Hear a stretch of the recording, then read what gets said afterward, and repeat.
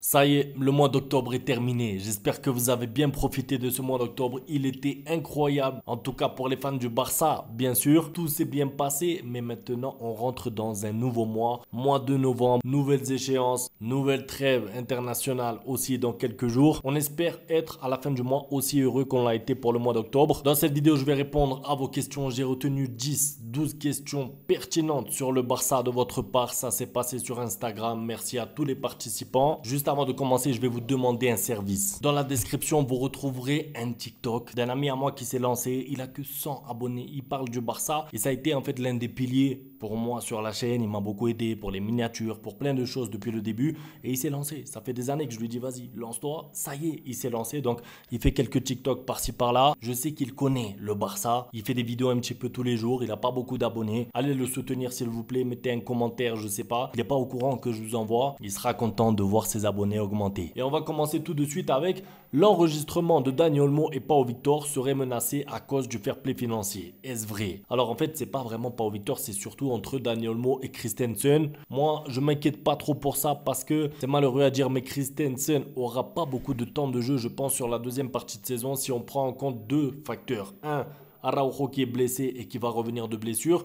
2. Le fait que Christensen n'a plus sa place au milieu de terrain. Vous vous rappelez, l'année dernière, il dépannait poste de numéro 6 et tout. Cette année, vous avez soit Eric Garcia qui peut dépanner, soit Monsieur Casado qui vraiment fait plus que dépanner. Il est trop fort à ce poste. Et le deuxième facteur, c'est que la charnière actuelle tourne déjà bien. Inigo Martinez avec Koubarsi. Dans l'axe, vous avez en plus Koundé qui, c'est vrai, joue à droite, mais qui peut dépanner aussi dans l'axe. Je veux dire, il n'y a pas de raison de s'inquiéter pour ce thème-là parce qu'il y aura un choix qui sera fait. Dani Olmo vient d'arriver. C'est votre recrue. Votre seul recrue, j'allais dire votre recrue phare, mais en fait c'est votre seul recrue. C'est le seul joueur qui est arrivé pendant l'été. Donc évidemment, si le Barça doit faire un choix entre les deux, ils se sépareront malheureusement de Christensen. C'est un joueur que j'aime beaucoup, qui dépanne et qui a fait des gros matchs au Barça. Mais dans l'état actuel des choses, s'il y a besoin d'un des deux joueurs et pas les deux, c'est clairement Dani Olmo. Tous les joueurs sont de nouveau à leur niveau. Pourquoi? C'est vrai qu'on se demande un petit peu comment Rafinha est arrivé au top niveau en quelques mois.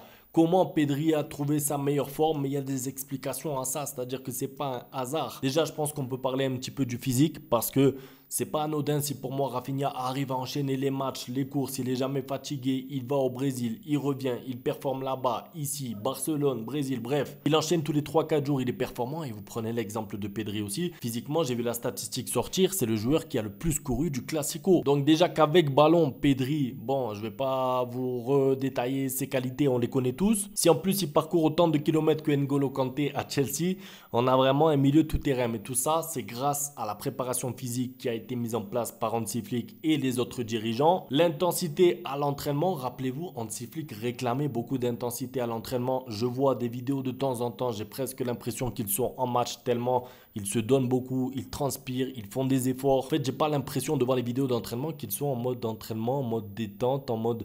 Non, j'ai vraiment l'impression qu'ils se préparent réellement pour les matchs. Et on dit souvent, et je crois que c'était même Hansi Flick qui le disait en début de saison, on joue comme on s'entraîne. Donc quand tu vois de l'intensité à l'entraînement, il y en a aussi en match et ça aide les joueurs à avoir leur meilleur niveau. Maintenant, on peut parler aussi de joueurs qui vraiment sont en train d'exploser. Je pense à Lamine Yamal qui clairement entre la saison dernière au même moment c'était un bon joueur, mais là maintenant c'est plus la même catégorie de joueurs. Là maintenant c'est un top 10 Ballon d'Or. Lewandowski lui c'est différent en fait, maintenant il est de retour dans son rôle normal, j'ai envie de dire, parce que son rôle à la base à Lewandowski c'était juste de mettre des buts. Xavi a essayé d'en faire quelque chose, a essayé de jouer avec lui, de le faire décrocher. C'était pas possible parce que évidemment un petit peu limité techniquement. Là dans son rôle de finisseur, il a Lamine Yamal à droite, il a Rafinha à gauche, il a soit Pedri soit Dani Olmo derrière lui. Forcément il se régale. Le cas Ansu Fati, optimiste? Non. La vérité, c'est que non. Alors moi, j'aime bien à chaque fois croire aux joueurs. Je crois en lui. Je crois en Ferran Torres. Non, lui, je crois pas en lui. Non, Ferran Torres, je peux pas croire en lui. Le niveau est trop limité. Concernant Ansu Fati, ça fait des mois que j'essaye de croire en lui. On a fait des vidéos pendant la pré-saison. Hop, on pensait qu'il allait revenir. Blessure. Ensuite, on pensait qu'il allait avoir un peu de temps de jeu avec le Barça. Il rentre pas beaucoup, ou voire même il rentre pas. Là, il y a même des rumeurs qu'il l'enverrait en prêt.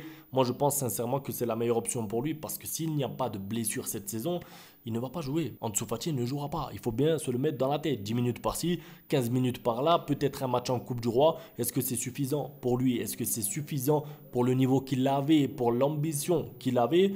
Je sais pas, moi je pense pas. Je pense qu'il devrait aller en prêt en Liga, jouer 15-20 matchs sur la deuxième partie de saison, toute compétition confondue bien sûr. Et ensuite, si jamais il fait une bonne deuxième partie de saison, il revient au Barça, pas de problème. Mais là, son prêt à Brighton s'est pas bien passé, son début de saison est compliqué, il aura pas sa place, en tout cas pour l'instant. Est-ce que tu penses qu'en termes de statistiques, Lamine Yamal, Lewandowski et Rafinha peuvent égaler la MSN? Non.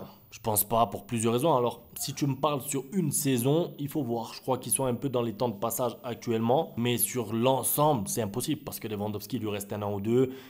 On ne peut pas encore demander à Lamine Yamal qui marque 20-30 buts dans une saison, même si je pense qu'il est capable. Mais il va progresser dans ce domaine-là. Je pense que ça va être compliqué. Après, il ne faut pas juger en fonction de la MSN parce que c'était le meilleur trio de l'histoire du football. Tout club confondu, tout championnat confondu, toute époque confondue. Donc c'est difficile de comparer, mais en tout cas, on peut profiter parce que chaque match, il y en a un qui state ou l'autre. Ils prennent du plaisir à stater ensemble, un passeur, un buteur. D'ailleurs, tu penses que Lamine Yamal peut finir la saison avec le plus de passes D en Liga? Oui, clairement, je le pense. Pourquoi? Parce qu'au Real Madrid, il n'y a pas beaucoup de passeurs maintenant. Autant Vinicius peut faire des passes à Mbappé, Mbappé peut faire des passes à Vinicius, d'accord, mais je pense que Lamine Yamal est encore plus généreux que ces deux-là réunis. Je pense que Lamine Yamal a une qualité de passe et de centre dans les derniers mètres qui peut faire en sorte, surtout avec un Lewandowski qui est efficace devant le but, qui peut l'aider à être meilleur buteur pour la Liga cette saison. En plus, ça serait beau d'avoir le Pichichi Lewandowski et le meilleur passeur Lamine Yamal, mais bon, priorité, les objectifs collectifs et ensuite, au fil de la saison, on verra où est-ce qu'on en est pour les trophées individuels. Est-ce que tu penses continuer avec Lewandowski jusqu'à 2025-2026? Elle m'a fait sourire un peu parce que si tu m'avais dit ça l'année dernière, je t'aurais dit non, c'est impossible, c'est sa dernière année. Et le football, ça va vite quoi. Ça veut dire que Xavi s'en va, Hansi-Flick il arrive, on retrouve le Lewandowski, je vais pas dire prime, mais en tout cas tueur dans la surface de réparation, qui marque ses pénaltys. Il est efficace de la tête, du pied dans les gros matchs aussi, classico, buteur contre le Bayern. Ça veut dire que Lewandowski, on avait un doute un peu pour les gros matchs. Il a mis 3 buts en 3 jours contre le Bayern et contre le Real Madrid. Il n'est pas passé loin d'un triplé, c'est vrai, il aurait mérité son triplé. Malheureusement, il a raté contre le Real en deuxième mi-temps, mais pour vous dire, Lewandowski, à ce niveau-là, avec cette implication-là, qui prend du plaisir sous Hansi-Flick, moi, tous les jours, j'ai envie qu'il reste au Barça encore une année de plus parce que dans ce rôle de finisseur, tant qu'il s'entretient bien et tant qu'il a le physique pour répondre aux attentes, tu peux compter sur lui. Après, bien sûr, il faudra penser petit à petit à sa doublure. C'est-à-dire qu'il ne faut pas attendre que Lewandowski arrive sur la fin, qu'il s'en aille et ensuite on se dit, bon, on prend qui? Numéro 9. Non, il va falloir anticiper et ça, ce sera le rôle de la direction, de Deco, Laporta, etc. lors du prochain mercato, pas celui d'hiver, mais l'été. Tu trouves pas que Lamine Yamal est trop fort, intelligent, ils savent bien répondre à des journalistes? C'est vrai que Lamine Yamal a ce don de toujours s'en sortir en interview, ça veut dire qu'ils lui font des questions des fois, moi je regarde, à chaque fois les interviews, pas que pour le Ballon d'Or, parce que bon là ils lui ont fait des comparaisons avec Messi, avec Ronaldo R9 et tout. Il s'en est bien sorti, il a fait genre il comprenait pas, bon, mais globalement à chaque fois les interviews, tu sens la maturité. Maintenant, moi j'aimerais faire un petit parallèle. Mbappé à 17-18 ans, je crois que c'était à 18 ans plus tôt, les interviews c'était parfait. Il n'avait pas encore pris la grosse tête, il était les pieds sur terre, son crâne n'avait pas encore gonflé et c'est après avec les années qu'il a déraillé. Moi je compte sur Lamine Yamal et sur l'esprit Masia parce qu'il est formé à la Masia.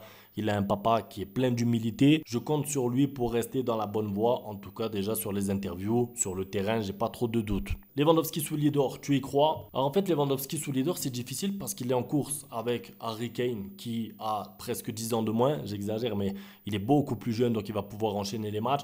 Et en course avec Haaland. Haaland de Manchester City qui marque beaucoup. Même si la vérité, vu la méforme de Manchester City, vu le nombre de blessés qu'ils ont, je pense que Haaland va ralentir un peu en termes de but. Donc Lewandowski, pour moi, a ses chances. Si Lewandowski continue comme ça, c'est Ballon d'Or. Alors j'ai retenu cette question parce que... Enfin, cette remarque, pourquoi? Parce qu'en fait, il va falloir qu'on se mette d'accord, les gars, à la fin de la saison. Si jamais le Barça gagne quelque chose de grand et qu'il y a un joueur qui peut prétendre au Ballon d'Or côté Barça, il faudra qu'on joue notre rôle. Et c'est quoi notre rôle? C'est se mettre d'accord sur un joueur. Pourquoi? Parce que j'ai pas envie d'être comme Riles, moi, à la fin de chercher pourquoi c'est pas Lamine Yamal, pourquoi c'est pas Lewandowski, pourquoi c'est pas Rafinha. Il faudra qu'on se mette tous d'accord sur un joueur, sur le joueur qui a fait la meilleure saison en étant objectif, pas notre joueur préféré, et faire propagande pour lui, que ce soit nous, le club. Et en fait, l'objectif de ça, il est simple, c'est d'éviter les dispersions de vote. C'est d'éviter qu'un journaliste va mettre Rafinha, l'autre Lamine Yamal, l'autre Lewandowski, et du coup, qui c'est qui gagne le Ballon d'Or? Ah tiens, Vinicius. Oh tiens, Mbappé, premier Ballon d'Or. Bon, on n'en est pas encore là, évidemment, ça passera par la Ligue des Champions. Mais oui, Lewandowski est actuellement en course, en tout cas. Ce qui est sûr, c'est que ça, là, ce que j'ai vu, regardez, je vous mets l'image, avec les pourcentages, C'est là qu'on voit que quand même sur le plan marketing, le Real Madrid est fort. Parce que sur le début de saison, franchement, vous avez vu les matchs du Real. Moi, c'est pas pour manquer d'objectivité ici. J'ai vu les matchs du Barça, j'ai vu les matchs du Real et je vois pas dans quel monde le Real Madrid mérite d'avoir autant de joueurs en termes de probabilité actuelle. Alors peut-être qu'au fil de la saison, la Ligue des Champions et tout va faire qu'ils auront un méritant et on le dira, on sera objectif. Mais pour l'instant, je vois pas pourquoi il n'y a pas Rafinha avec plus de pourcents que Mbappé. Pourquoi il n'y a pas Lewandowski.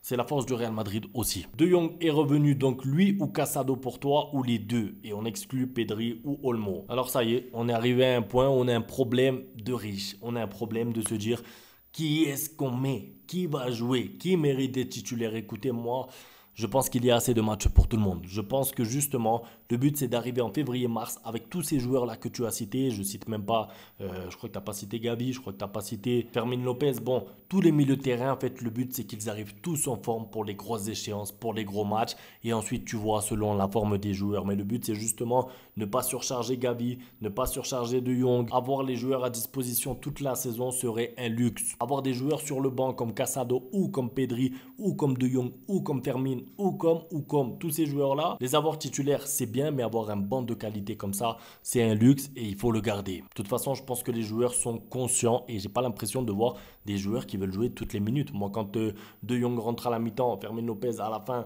il est content, il est heureux, il a gagné le Classico, il a pas tiré la tête, oh, je suis sorti à la mi-temps, j'ai pas joué. Non, il a vu qu'il passait un peu à côté du match, il est sorti, il accepte et il fera un meilleur match la prochaine fois et c'est ça, l'esprit Barça aussi. Les deux dernières questions, je ne sais pas toi, mais j'ai envie d'affronter Manchester City pour me mesurer. Alors, les gars, ça y est, le Barça vient de se mesurer. On a confirmé. Le Barça a montré face au Bayern, le Barça a montré face au Real Madrid. On n'est pas encore en Super League. Tu ne vas pas affronter City, Madrid, Bayern Munich en 10 jours. Ça veut dire que tranquille, le temps avance, la saison avance. Si le match doit se faire, ce sera en Ligue des Champions, en quart de finale ou en demi. Et ce sera des gros matchs et à enjeu. Mais on ne va pas demander des chocs tous les 3 jours pour se mesurer. Ça veut dire que ça y est, le Barça a montré. Tu montres dans un Classico 4-0, c'est pas comme s'ils avaient gagné de peu. Je pense que le Barça a prouvé suffisamment pour juste aller prendre les points maintenant contre les équipes petites, si je peux le dire comme ça, Espanyol, Barcelone et tout. En Ligue des Champions, pareil, prendre les points, faire le plein, ne pas se blesser, enchaîner, engranger de la confiance, travailler les automatismes. Et ensuite, ne vous inquiétez pas, en février-mars, vous allez jouer contre des Bayern sûrement encore, des Manchester City. C'est le principe d'une saison. Mais vouloir tout maintenant, affronter que des gros pour se mesurer, ça sert à rien. Ça y est, le Barça a affronté le Real Madrid, 4-0 là-bas, hop, tranquille, on passe à la suite. Est-ce que Lamine Yamal est mieux que Dembélé si Dembélé était dans cette équipe de Hansi Flick? Écoute, on pourra jamais savoir ce qu'aurait donné Dembélé sous Hansi Flick. Moi, je pense qu'il aurait pu réussir. Ce qui est sûr et certain, c'est que dans le dernier geste, Dembélé ne progresse pas. Ça veut dire que ce soit à Paris, sous Luis Enrique, que ce soit en France avec Deschamps, que ce soit avec Xavi, peu importe l'entraîneur, Koeman, peu importe qui, il a toujours eu ce défaut du dernier geste. Donc en fait, l'efficacité, c'est aussi une force du Barça parce que tu l'as vu contre le Classico, c'était presque la meilleure occasion, la première de Lewandowski, boum, but. Contre le Bayern, Rafinha face au cage, boum, but direct, première occasion. Donc l'efficacité dans les gros matchs, c'est important aussi. Et combien de fois on a vu Dembélé avoir des situations, des occasions et les rater? Moi en tout cas, la vérité, c'est pas pour lui manquer de respect à Dembélé, mais il me manque pas. Ça veut dire que je suis très content avec Lamine Yamal à droite qui progresse et qui peut monter en puissance encore x10. Je crois que Dembélé n'a jamais été 7e ou 8e ballon d'or. Si je dis pas de bêtises, confirmez-moi dans les commentaires. Il n'a jamais été top 10 Dembélé. Donc voir déjà Lamine Yamal, 16-17 ans, top 10 ballon d'or, tu vois quand même qu'il y a une différence entre la catégorie du joueur qui est Dembélé et celle de Lamine Yamal. Maintenant, ça n'empêche pas que Dembélé est un très bon joueur, mais il progressera jamais, je pense, dans ce domaine-là de la finition. C'est tout pour la vidéo. En tout cas, un grand merci à tous pour le soutien. N'oubliez pas dans la description le TikTok de mon ami. Allez le soutenir. Ciao. Bang, bang, bang, bang, goodbye. Ustedes pueden aceptar mi negocio o aceptar las consecuencias. Plata o plomo.